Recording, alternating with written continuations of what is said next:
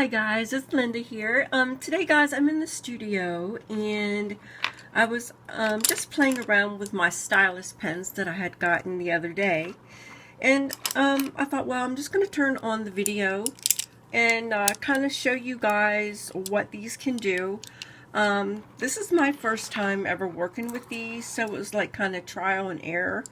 I know that they do make those really cute mandala designs, but I'm finding out that you really do need, unless you're really experienced with these, a pattern.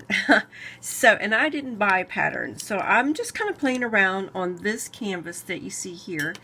This is just a canvas panel, and I'll show you here. Let me lift it up. I don't want my things to go rolling. It is a flat canvas panel, so what I mean by that, it's not stretched. It's just on a panel. You guys can see the corner. I'm so sorry you can't see. Hold on guys, I'm gonna pull you back just a little and then you guys can see what I'm talking about. It is just a thin canvas panel.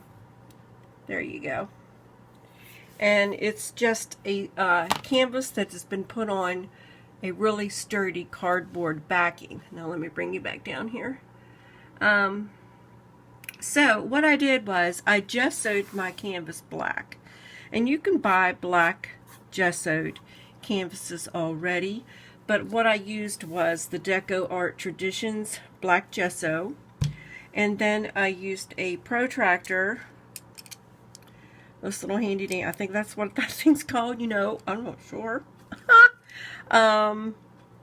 Compass, oh my gosh, I just can't remember what these are called, but anyway, used these when I was a kid a lot, and I used just a white pencil from one of the lower grade of coloring pencils that I had, and it didn't show up very well, and all of my white chalk pencils are down in my basement studio 2 floors down. So I did that, and then I went back over it so you guys could see with a jelly pen, a white jelly roll pen.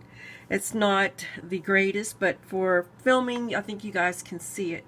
So what I'm going to do is I'm going to start on one of these other sections. Now I took the biggest nib that is on this set that has this really pretty design on the inside. They're clear and they're not marked by telling you what size they are, and you just have to go by sight because nothing is written on here telling me how big they are. So, but here's the paint, and they recommend that you use paint that is very sturdy, which means very a buttery consistency, not the crafty runny paint. So I have different brands here. I do know this one is from Crafter Square. Some of these are also Deco Art Premium Craft acrylic paint, not craft paint, acrylic paint. And then I also use some Liquitex heavy body paint, and that would be the orange and the red over there. The rest is the other brands, and then the white is a Lucas brand, and then the other white is one from the Dollar Tree. So what I did, and I'm just going to get started here, I'm going to show you. I'm going to go down and get into this orange. This is the stiffest orange, and I just poked it right through, just kind of to load it up, and I'm just going to keep it straight, and I've been just tapping and making these circles. And with me being left-handed, it kind of looks awkward to you guys, and it kind of feels awkward to me a little bit. I don't know why, but I'm trying to keep it very vertical, and I'm skipping some space in between, and and it's kind of fun to do. Really, it is fun to do. Okay, so I skipped all those. Now, they recommend you cleaning these off with just like a wipey. So that's what I've been doing, is just cleaning them off. I'm going to come in with, this is the brand from the Dollar Tree. So I'm just going to load it up. And it is a little thinner from the others, but it is still staying together in the POW. And that's how you can tell if a paint is buttery consistency, that once you squirt it out and it stays in a POW, just like these, and it's not running all over the place, and you can go like this, that's the paint that you want to use for this. That's the paint I use when I paint on canvases. Alright, so now I'm just going to go on the other side and add some more of these dots. And I want to bring it up here so you guys can see what I'm doing. So they recommend you can use these on rocks outside. And I'm going to have to wait till it gets a little bit better to go search for some rocks. And the rocks need to be very smooth, like a river rock would be smooth.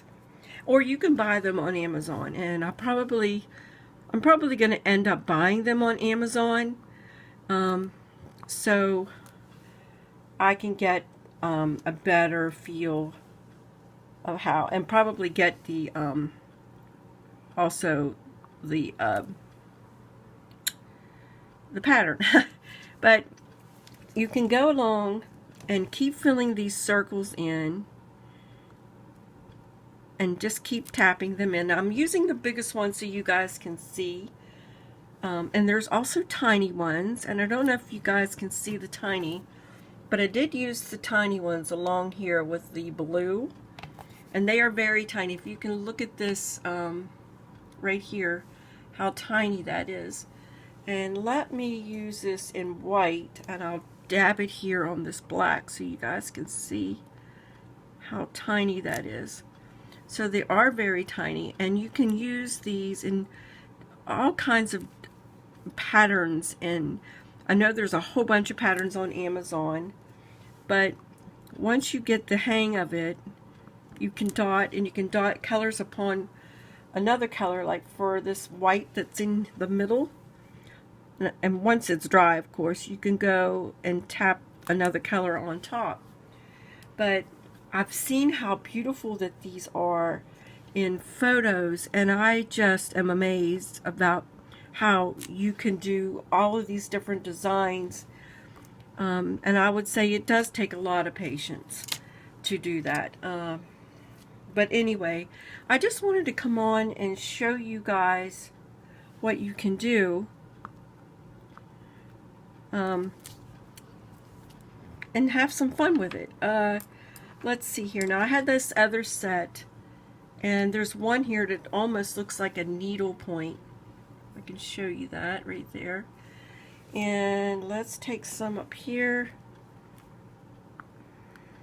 And it is very, very tiny with it. So I want to take each one of these and show you the difference in the dotting. So but this is a close-up of, looks like a math problem right now, but you get the idea. Okay, so I'm going to take this, no, let me take a color you guys can see. Let me use white, because it's kind of hard to see that darker blue. So here's the biggest one I have, and then I'm going to flip that over, use the opposite side, and you can see the difference. So there's the smaller dot. And then with these, the second set I bought, these are more smaller, more intricate, except for this one. This one's pretty big also. But I'm going to put it right beside it and see. Now it's just a tad smaller than that other green one that I used. But basically, you know, you just start to fill in any colors that you want and make your own design, and keep filling in your circle all around. And then like I spliced up the lines, I divided my circle. I'm trying to hurry up here and show you guys. just to give you an idea. So I'm anxious to kind of really try this on a rock. And the ones that I've seen on Amazon, they are like they're round or almost a rounded rock. And I am going to get me one of those patterns so I can do that. But basically that is the idea around this. And I just think they're just the prettiest rocks. And I have a garden outside, and I wanted to make some of them for it. Okay, so there, I did that all the way around, and I'm new to this, so I imagine the more I do it, the better I'll get. But I just wanted to show you guys what you can do with these. Now I'll link these on, down below. I got them from Amazon, and the canvas I bought at an art supply store called Dick Blick's. And you can get also canvases from Walmart. They sell the canvas panels there. And also you can get the gesso from Walmart or any art supply store, really. Thank you guys for tuning in. Hopefully I'll get better at this and I'll do another video. I've got to get a new phone because I can only film like so many at a time. And then my phone gets full. It gets full real quick. I don't have enough space. It's an older phone, so I need to get something else to film better with. But thank you guys for watching. I hope you have a great day. And until next time, I will see you soon. And stay safe, everybody. And God bless. Bye-bye, guys.